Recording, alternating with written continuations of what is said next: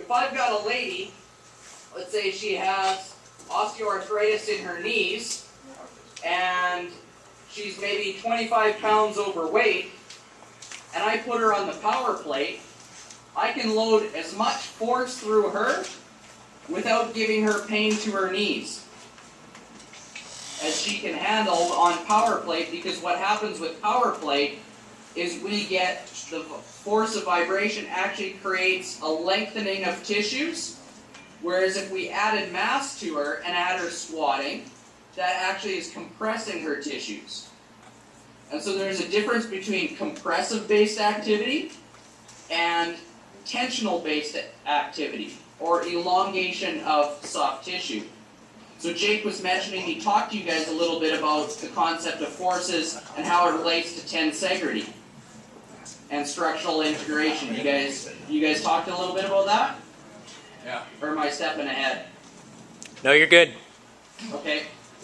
So what's neat about soft tissue is that whatever line of stress you put upon it, it's going to mold to that line of stress. So there's a couple of you there that are sitting in chairs. Even though you're not moving, and in our exercise equation we said that exercise is movement plus forces, doesn't mean that there aren't forces going through you. Correct? Gravity will never change. So as you're sitting down in your chair, you got gravity acting straight down on you, but the position that you put yourself in, being in a seated position, means that the soft tissue, so the skin, the muscle, the fascia, is getting squished together right now on your butt. Okay, so when we see some of our clients, this is what we see a lot of times, is that they sit for long periods of time. We know the human body is not designed to be in a seated position. We evolved to be able to stand upright, and when we sit for periods that are far too long, that soft tissue becomes glued together, and that affects our ability to move. So if you've got clients that sit for long periods of time and then they come out to the gym and then you decide to do some compressive loading squats or add more mass to them, and then they're going to squat, their ability to spread that force out through the system is not very efficient. And the human body, if there's anything that you guys could write down, you should write this down as it relates to biomechanics. The body will search to mitigate force before it ever produces force. So that means we want to spread the force throughout the entire body before we ever try to produce any force to it. So an example of that, if you guys could stand up if you have room. I'd like you to jump for me. Just do a vertical jump.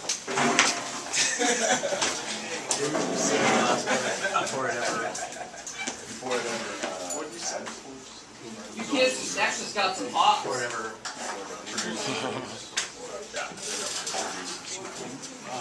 So when you guys jumped, did you go down or did you go up? Go down. What happened pushed first? down. Jump. Go up, then down. You're being pushed down. Down then. I go down to jump up, don't I? So if I go down to jump up, I'm basically lengthening tissue and storing energy in that tissue. That's known as potential energy. So my body's going to take that force and spread it out and lengthen it up so that I can get an elastic effect to shoot me up in the air. I'm going to have to overcome gravity, but I'm going to use the energy supplied by the ground to send me in the opposite direction. Does that make sense? Yeah.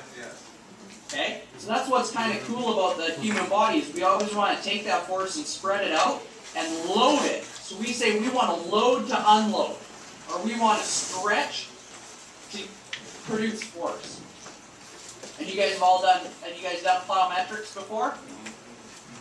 Oh yeah. Right? Jumping and bounding and hopping, right? That's all the same principle. So we have to try to take that energy and provide force in the opposite direction.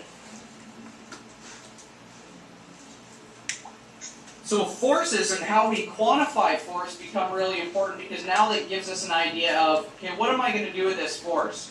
And what is it that I'm going to do with my client? So if I know that if I add more mass to them and it affects affects their ability to move.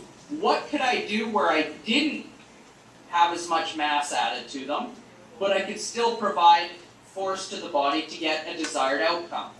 And I think in the past, what's happened with trainers is they will immediately think of all the exercises they're going to do with their clients without thinking, well, how much force is my client able to actually be able to take today?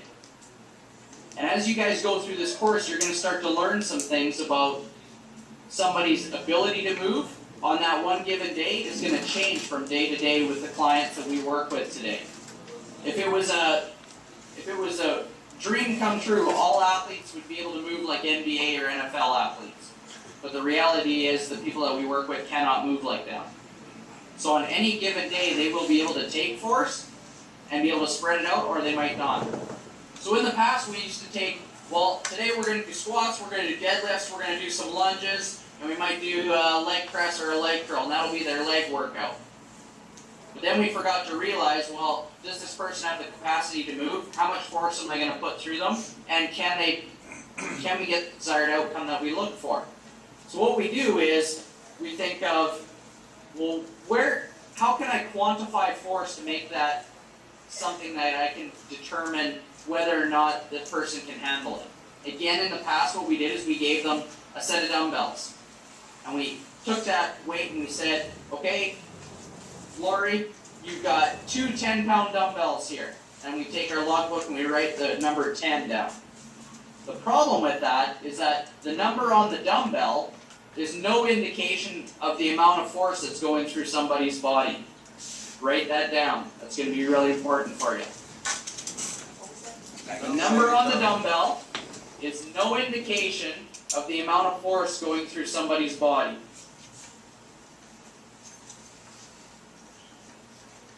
All that number is just a measurement of mass.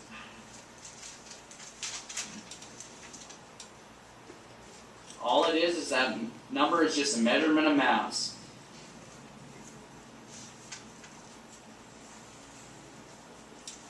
So here's my barbell. I couldn't fit an entire barbell in here, so I got a golf club. So we got to play make-believe. And if my barbell in my hands, it says on the end of it, it says 10, so it must be a 10-pound weight. If the amount of mass that I'm lifting is just 10 pounds, is that 10 pounds of force going through my body? Negative. Oh. What if I start doing this? Yeah. No. We've got a lot more acceleration, we've got a lot more momentum in there.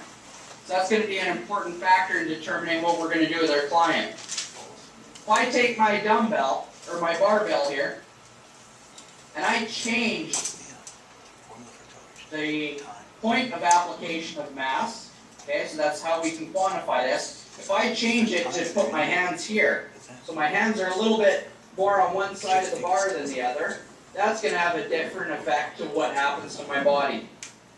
Because I changed the different point of application or how I was holding it. So that's one factor that we have to remember. The second one is not only point of application, but the line of force that's happening on my body. So if I go into and I do an arm curl from here to here, there's an opportunity for this extra mass on this side to pull me to my right lateral direction. So the load that's going to be, that my body has to overcome is going to be greater on my left side of my body because it's taking me and it's lengthening me out on this side of my body. So if I wanted to do an activity where I wanted to load up the left side of my body, I might grab the barbell closer to the left side of it.